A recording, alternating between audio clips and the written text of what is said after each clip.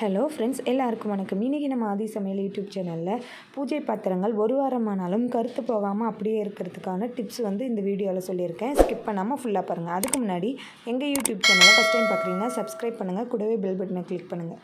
வாங்க இப்போ வீடியோக்குள்ளே போகலாம்.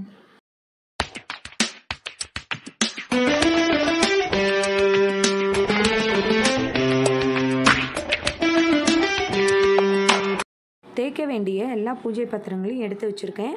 தேய்க்கிறதுக்கு 2 பொருள் தான் யூஸ் பண்ண போகிறேன். ஒரு வாரமானாலும் பூஜை பாத்திரங்கள் கருத்து போகாமல் இருக்கிறதுக்கு டிப்ஸ் இந்த வீடியோவில் சொல்லியிருக்கேன். வீடியோவை ஸ்கிப் பண்ணாமல் பாருங்கள். நான் எடுத்து வச்சுருக்கேன் அந்த 2 பொருள் புளி, சபீனா. இது 2மே போதுமானது நம்ம பூஜை பாத்திரங்களை தேய்க்கிறதுக்கு.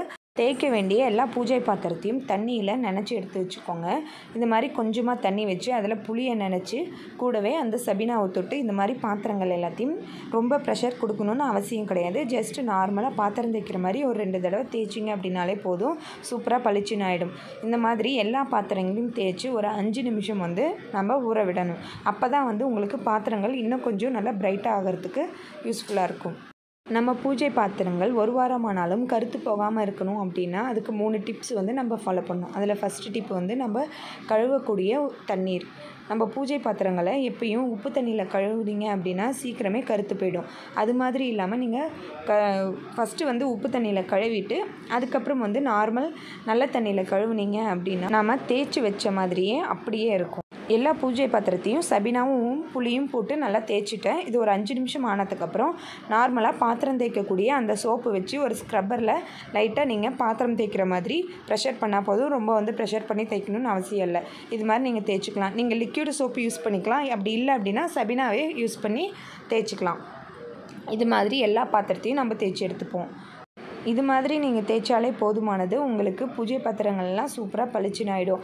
இது இல்லாமல் நீங்கள் வெந்நீர்லேயோ அல்லது உப்பு, சோடா உப்புலாம் போட்டு தேய்ச்சிங்க அப்படின்னா பூஜை பாத்திரங்கள் சீக்கிரமே எனாமல் போய் வீணாக போயிடும். அப்படி இல்லை அப்படின்னா சீக்கிரமே கருத்து போகிறதுக்கு வாய்ப்பு இருக்குது.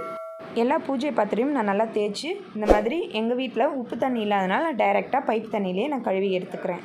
இங்கே பாருங்கள், இந்த ஸ்டேஜ்லேயே உங்களுக்கு பளிச்சுன்னு ஆகிடுச்சு. உங்களுக்கு இதுவே போதும் அப்படின்னா இந்த ஸ்டெப்போடு நீங்கள் ஸ்கிப் பண்ணிவிட்டு நான் கடைசியாக சொல்லக்கூடிய 3rd டிப்பை ஃபாலோ பண்ணிக்கோங்க.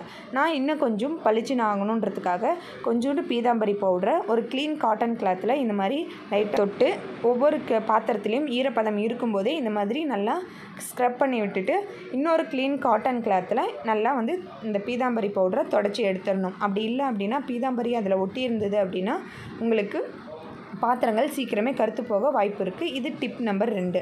இந்த ஸ்டெப்பை ஃபாலோ பண்ணலை அப்படின்றவங்க ஃபஸ்ட்டு ஸ்டெப்போடு நிறுத்திட்டு ஒரு க்ளீன் காட்டன் கிளாத்தில் பூஜை பாத்திரங்களை கொஞ்சம் கூட ஈரப்பதம் இல்லாத அளவுக்கு நல்லா க்ளீனாக தொடச்சி எடுத்துக்கோங்க. ஒரு வாரமானாலும் உங்கள் பாத்திரம் அப்படியே பளிச்சுன்னு இருக்கும். இந்த 3 டிப்பையும் ஃபாலோ பண்ணி நீங்கள் உங்கள் வீட்டு பூஜை பாத்திரத்தை தேய்ச்சிட்டு எப்படி இருக்குன்னு சொல்லி மறக்காமல் கமெண்ட் பாக்ஸில் கமெண்ட் பண்ணுங்கள். இந்த வீடியோ உங்களுக்கு பிடிச்சிருக்குன்னு நம்புகிறேன். பிடிச்சிருந்தால் மறக்காமல் எங்கள் யூடியூப் சேனலை சப்ஸ்கிரைப் பண்ணுங்கள். உங்கள் ஃப்ரெண்ட்ஸுக்கு ஷேர் பண்ணுங்கள். இந்த வீடியோவுக்கு லைக் பண்ணுங்கள். தேங்க்யூ.